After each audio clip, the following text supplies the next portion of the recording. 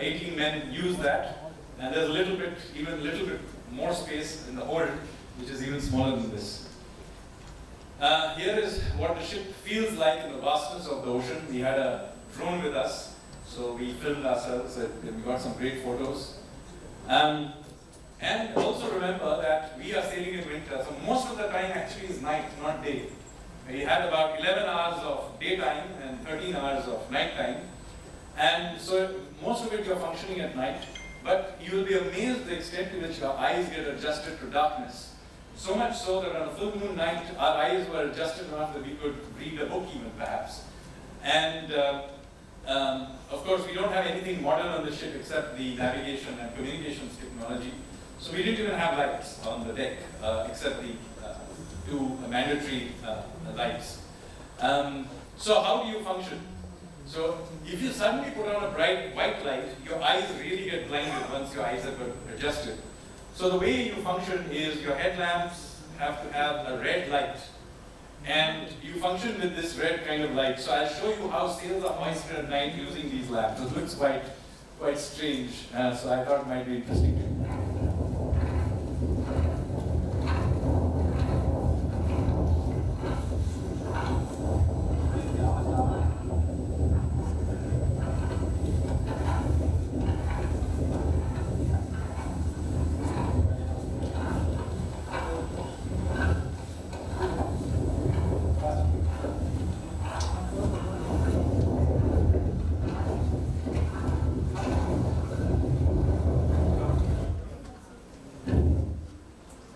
Other facets of life on board, food.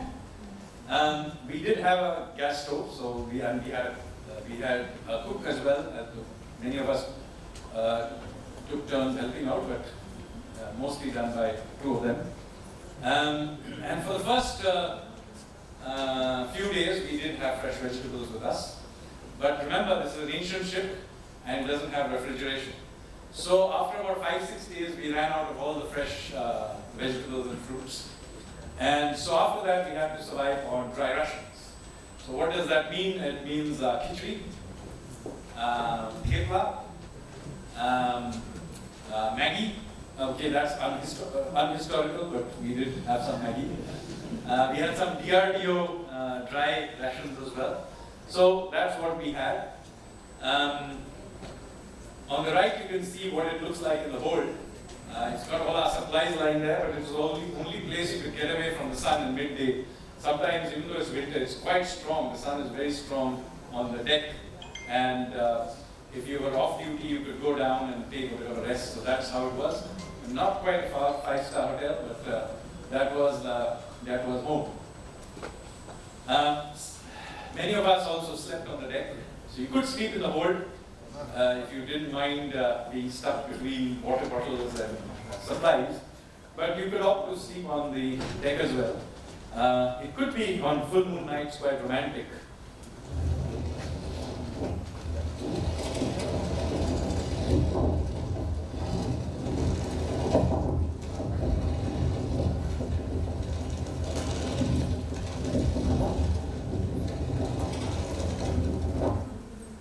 In fact, that is taken from this phone lying on my back in my sleeping bag.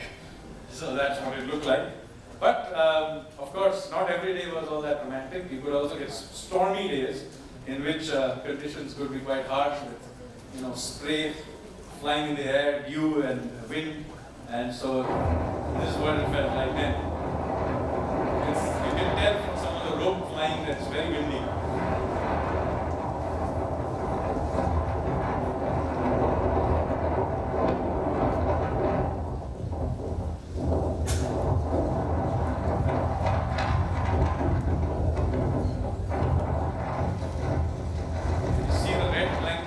That is our skipper sleeping, and next to him the black one, sleeping bag is mine. And this is the throne, in case you were wondering how we use the toilets. There are two of these, slung off the back, and to use them, you basically had to jump off the ship into this basket, and which meant that you really had to trust those ropes. And then when you had used it, you could then wash yourself with that bucket. You can throw it into the sea, pull out water, you wash yourself, and then you had to climb back into the ship again. And the side of the ship is about a little bit higher than your head, so you literally have to grab it and yank yourself up. So this requires some degree of fitness, especially when you remember that you are very often doing this in pitch darkness at night. You have to go to the toilet at night too. And also when the ship is rolling and pitching all the time.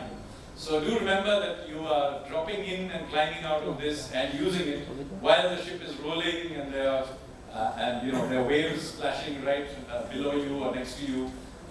So that is one of the things that you had to, one of the things that, as I said, those of you who were under the impression that this was a luxury yacht, this is really not.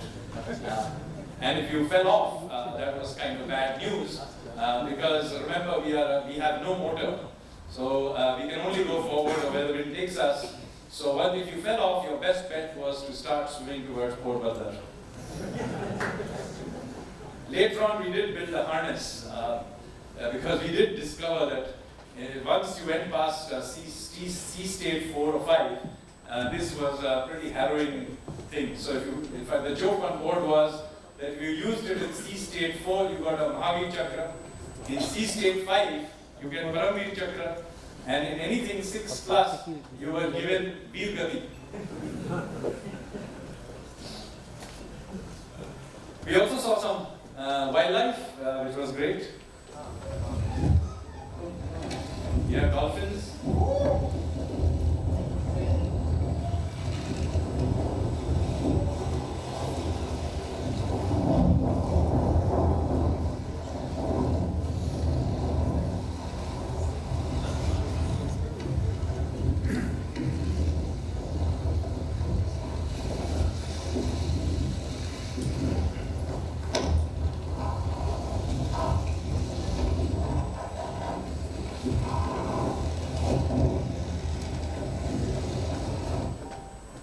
And then we also had other things like bioluminescence.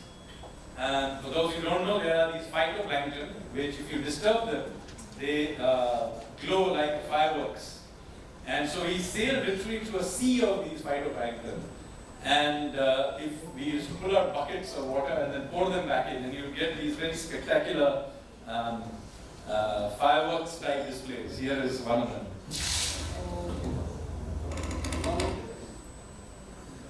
And then you got some great sunsets. This is a sunset in front of the Simhayadi. You can tell this heading west. You see Simhayadi is on the bow of the ship.